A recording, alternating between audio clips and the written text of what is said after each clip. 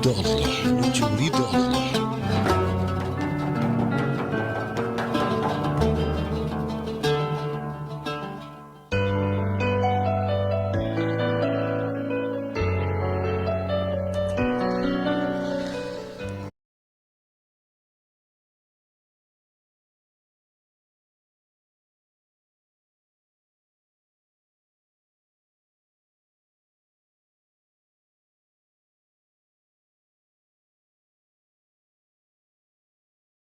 Ada pendengar Radio Total FM di FB yang juga sudah sangat banyak sekali.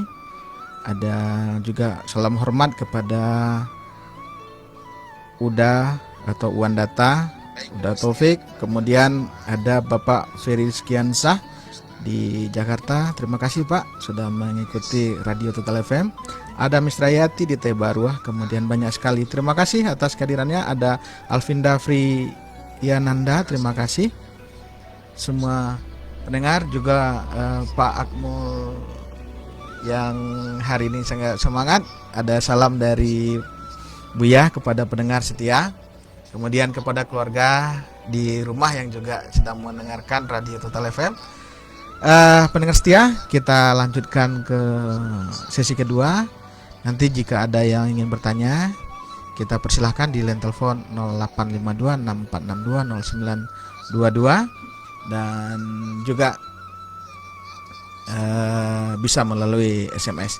Penasihat, kita langsung kepada Buya kita. Silakan Buya. Terima kasih. Kembali kita kepada Al-Quran sebagaimana yang kami katakan tadi, cara sabar dalam menerima musibah. Bapak dan saudara sekalian, pendengar Radio Tol yang kami hormati, berbicara masalah sabar, kalau kita buka Al-Quran lagi itu di dalam surat Al-Baqarah ayat 45-46 yang bunyinya Bismillahirrahmanirrahim. Wasta'inu bis-sabri was-salah wa innaha lakabiratun illa 'alal khashiin. Bapak dan saudara sekalian, kalau kita minta tolong kepada Allah sebagaimana yang sering atau minimal 17 kali kita baca dalam salat wajib setiap hari, minta tolong kami kepada Allah, akan engkau kami minta menyembah dan akan engkau kami minta tolong, Bapak dan saudara sekalian. Kemudian Allah tambahkan lagi di dalam Quran surat 2 tadi, 4546, yang bunyinya wasta'inu bisabri wassalah tadi. Tetapi kita kadang-kadang mau minta tolong kepada orang lain atau minta tolong kepada yang tak pantas kita minta tolong kepada Allah.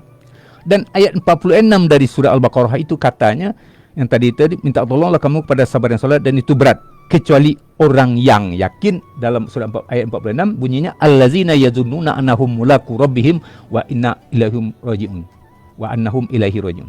Kata Allah, orang yang mau minta tolong atau minta bantu kepada Allah, kepada sabar dan salat itu adalah orang yang yakin bahawa dia akan mati, yakin dia mau menghadapi Allah nanti, itu yang mau dia minta tolong. Kalau tidak yakin dia dengan itu, pasti tidak minta tolong dia kepada Allah.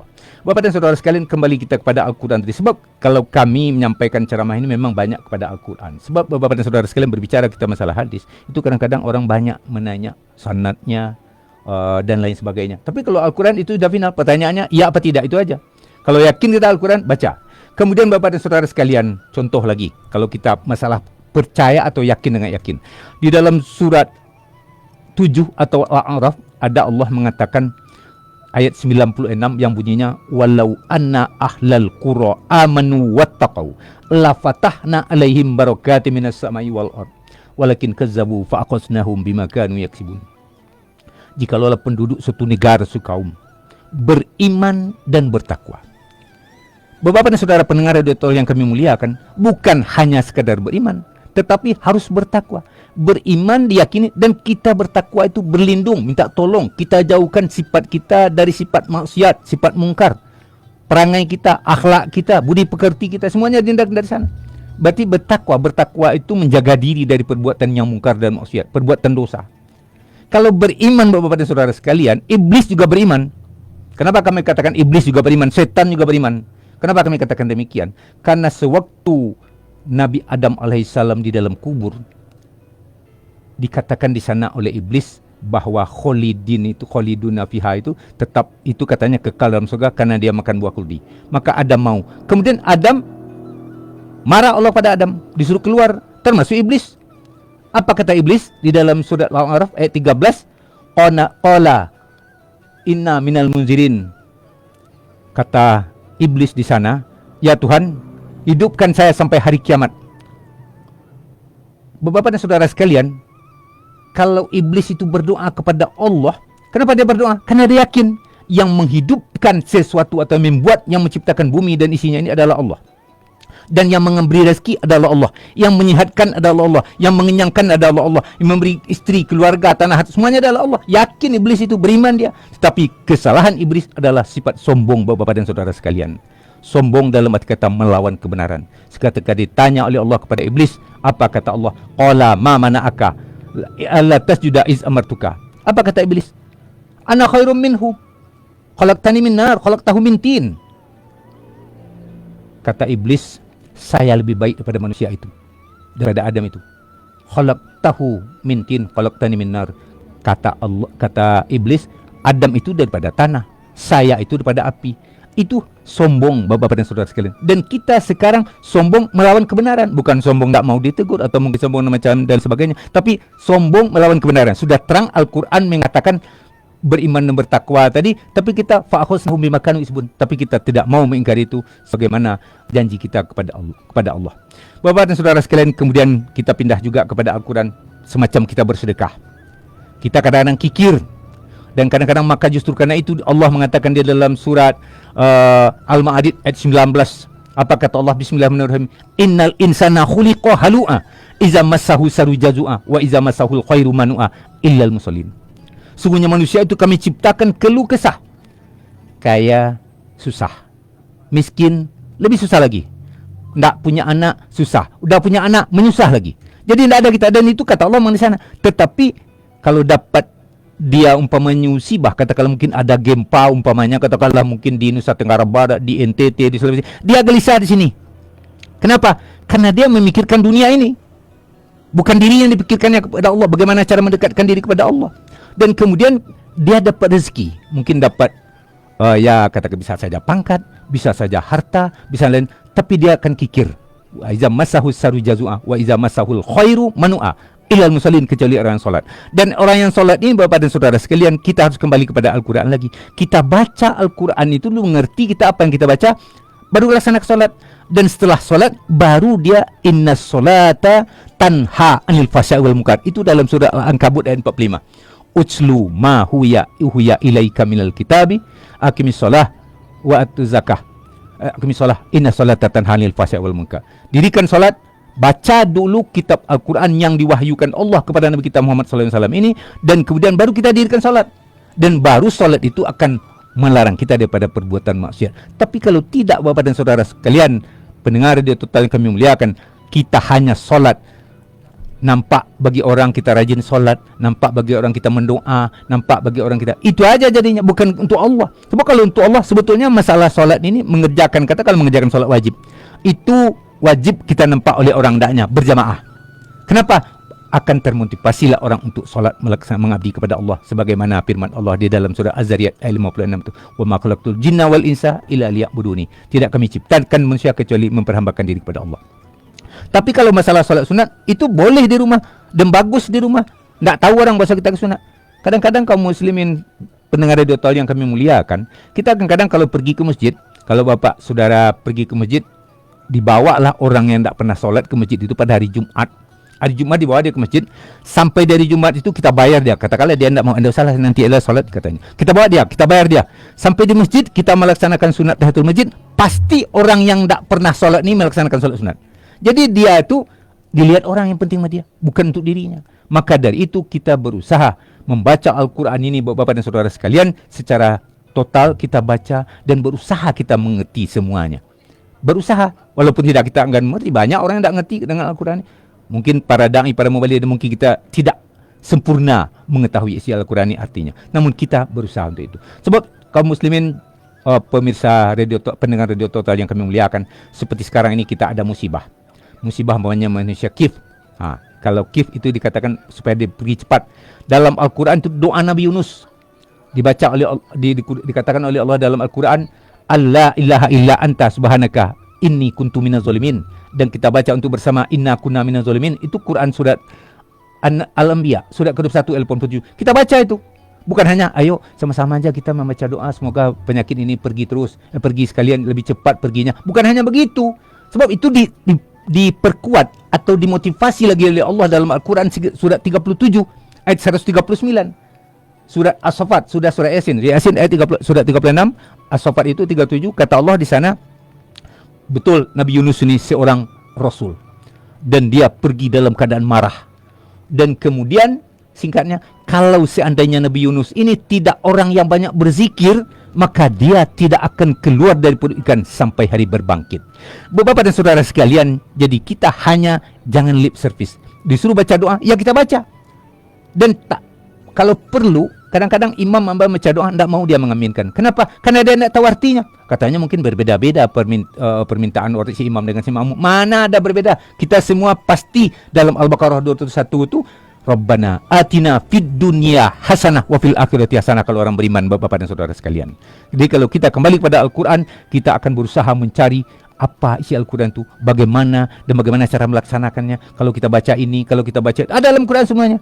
Kemudian Bapak dan saudara sekalian, umpamanya kita sudah kaya atau sudah banyak uang, berimpak, malas kita. Kenapa? Karena kita tidak dimotivasi. Dalam Al-Quran itu surat 17 ayat 7, surat Al-Isra, kata Allah di sana, Bismillahirrahmanirrahim, in ahsantum li anfusikum wa in asa'tum falaha.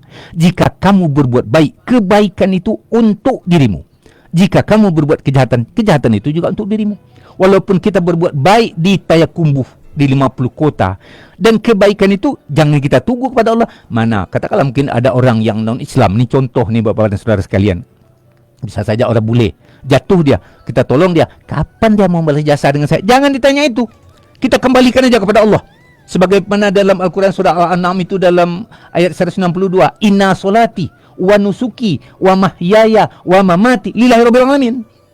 Sungguhnya hidupku, inna solati, sungguhnya solatku, ibadahku, matiku hanya untuk Allah sekalian alam. Bapak dan saudara sekalian, keyakinan itulah yang harus kita tumbuhkan di dalam kita beribadah bulan Ramadan ini. Puasa kita itu nanti dibalas oleh Allah. Salat kita akan dibalas oleh Allah. Yakin seyakin-yakin kita. Sebagaimana hadis kursi, Anna inda zonni abdimi. Sungguhnya aku, kata Allah, bagaimana sangka hambaku kepadaku. Kalau penyakit tetap sama kita, kata kita, ya gitulah dia. Tapi kita doakan, semoga kita berangkat penyakit kif ini secepatnya dari kita bersama. Berdoa kita bersama. Lebih-lebih kepada, katakanlah mungkin kami pada da'i atau mubalik atau dari orang yang tahu beragama ini, kita baca doa itu lebih baik. Contohnya seperti doa Nabi Yunus tadi. Kalau tidak kita baca, tidak akan pergi dari kita.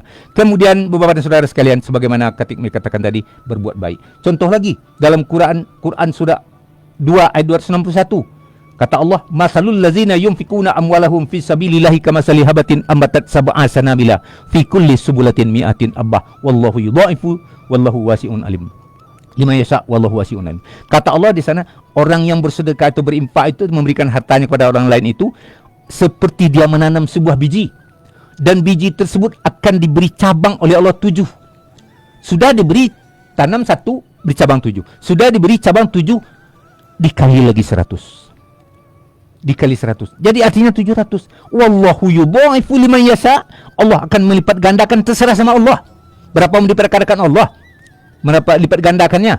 Kenapa? Wallahu wasi'un alim. Dan Allah itu maha luas. Bapak dan saudara sekalian, keyakinan itu yang harus kita tanamkan ke dada kita, bahwa kita akan meninggalkan dunia ini, harta, istri, anak dan sebagainya. Sebab kalau tak kita meninggalkan, dia meninggalkan kita, Bapak dan saudara sekalian.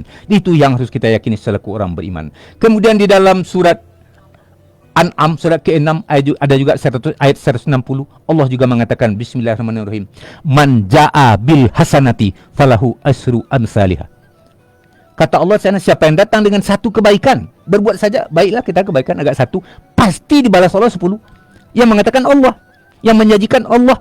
Tapi jangan diharap balas di dunia. Tapi kalau bisa di dunia, ya bagus. Makanya kita Rabbana atina fid dunya hasanah wa fil akhirati hasanah wa qina azabannar. Dan jauhkanlah kami dari api neraka. Kan begitu Bapak dan saudara sekalian. Dan harus paham kita dan harus yakin kita dengan banyak membaca Al-Quran, pahalanya lebih-lebih bulan Ramadan. Walaupun tak bulan Ramadan, Allah akan tetap membalas 10. Dan itu janji Allah. Dan Allah sebagaimana yang di dalam Quran surat Ali Imran ayat 193, kata Allah di sana, di sana innaka la tukhliful mi'ad.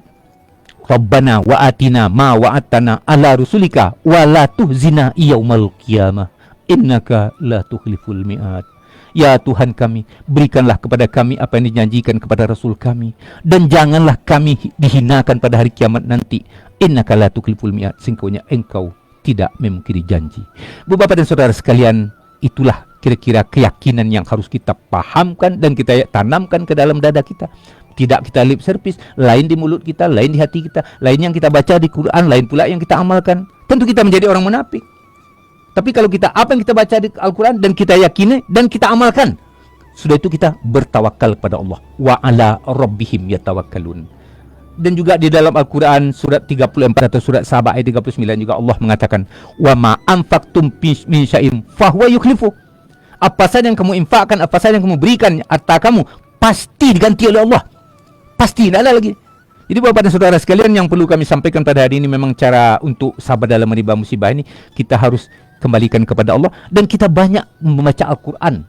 Dan Al-Quran itu akan menolong kita nanti pada hari pembalasan, akan menolong kita di dunia. Tapi kadang-kadang kita, sebab kalau kita telah beramal, telah mengamalkan Al-Quran, baca Al-Quran, kita amalkan apa yang diperintahkan Allah, kita hentikan larangannya, kita pasti menjadi orang yang beriman dan bertakwa. Dan kalau orang beriman dan bertakwa, Allah akan lafatahna alaihim barakatim minas sama'i wal ard.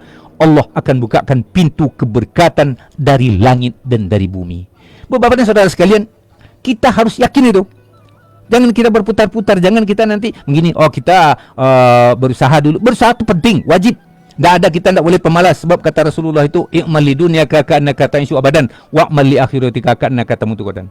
Jadilah dunia itu seakan-akan engkau hidup selamanya, tapi bisa lama-lama gitu. Tapi beribadahlah kamu seakan engkau akan mati besok pagi. Dan juga di dalam Quran, di dalam surah Al-Anfal ayat 2 itu, innamal mu'minuna allazina idza dzukirallahu wajilat qulubuhum wa idza tuliyat alaihim ayatuhu zadatuhum imana wa ala rabbihim yatawakkalun. Orang beriman itu apabila disebut nama Al-Quran, dia akan gemetar hatinya dan dibacakan ayat-ayat Allah, apakah itu penyakit, apakah itu gunung, apakah itu laut, apakah itu bumi, kapal, apa yang ada di dunia ini, disebut akan bertambah imannya bahwa pencipta langit dan bumi ini adalah Allah yang maha kuasa, Allah yang tiada tandingannya. Dan kemudian wa ala rabbihim yatawakkalun, dan kita berserah diri kepada Allah sepenuhnya. Dan kalau kemudian kaum muslimin pendengar yang kami hormati, untuk kita bisa mendapat nikmat lebih banyak, ada lagi perintah Allah di dalam Al-Quran surat 3 ayat 133. Contoh nih, kata Allah di sana, wasari'u ila maghfiratin mir rabbikum wa jannatin arduha samawati. Bersegeralah kamu memohon ampun kepada Allah. Sebab kata Allah, hadis qudsinya kata Allah, innakum tuzinibuna bil laili wan nahar ana aghfiru dzunuba jami'a fastaghfiru aghfir. Kata Allah, wahai sungguhnya manusia ini, sungguhnya kamu berdosa siang dan malam, tapi aku akan mengampuni dosa kamu itu. Bapak dan saudara sekalian, apa caranya? Dengan mengucapkan astagfirullahalazim kalau perlu satu hari, satu malam itu lebih kurang 100 kali sebagaimana sabda Rasulullah. Dan itulah yang dapat kami sampaikan kepada Bapak dan pendengar radio yang kami muliakan. Semoga bersama-sama kita mengamalkannya, lebih-lebih bagi penyampai. Kalau kami tidak mengamalkan apa yang kami sampaikan, tentu kena lagi sama Al-Quran di surah As-Saffat ayat 1, 2 dan 3. Mudah-mudahan ada manfaatnya bagi kita semua. Amin amin ya rabbal alamin. Wallahul muwaffiq ila aqwamit thoriq. Assalamualaikum warahmatullahi wabarakatuh. Waalaikumsalam warahmatullahi wabarakatuh. Pendengar setia, itu tadi kajian Pelantar Ramadan Radio Total FM, cara sabar menghadapi musibah. Buya kita sudah menyampaikan, Buya Akmul, Datu Rajo Bagindo, bahwa dalam kesulitan apapun kita adalah melakukan zikir, maka itu akan menenangkan jiwa dalam kesulitan apapun. Nabi saja di dalam perut ikan, dengan berzikir dia mengingat Allah bersungguh-sungguh, akhirnya Allah ampuni dan keluarkan dari perut ikan. Nah, mudah-mudahan doa kita yang tadi, dengan berikan kami apa yang kau berikan kepada Nabi dan Rasulmu ya Allah, maka insya Allah dengan kekhusyukan kita dalam berzikir, kemudian dalam beribadah, seperti sampaikan tadi, jika kita beribadah itu dalam bentuk sedekah, orang yang menginfakkan atau yang bersedekah, ibaratkan sebagai satu butir benih yang ditanam, kemudian tumbuh dia menjadi 7 cabang, bercabang 7, kemudian masing-masing cabang memiliki 100 bulir yang baru yang akan juga tumbuh, artinya sudah 700. Kemudian Allah melipat gandakan dia, sudah 700, kemudian dilipat gandakan. Nah, itulah nilai-nilai keikhlasan. Dengan demikian insya Allah dengan kesabaran dan zikir, kemudian beribadah, maka beristighfar, maka insya Allah Allah mengampuni kita dan menjauhkan dari wabah ini, atau bahkan menghilangkan wabah ini, sebagaimana dia menghilangkan air di waktu Nabi Nuh, mengeringkan bumi yang sudah oleh air, kemudian mengeluarkan Nabi dari perut ikan. Nah, hal-hal ini tentu akan menjadi bagian dari kita menghadapi corona ini. Baik pendengar setia, demikian dari kami kesimpulannya. Mudah-mudahan tidak ada yang salah. Jikapun salah, saya Budi Mulia mohon maaf, begitu juga Buya. Mudah-mudahan bermanfaat bagi kita semua. Billahi taufiq wal hidayah. Assalamualaikum warahmatullahi wabarakatuh.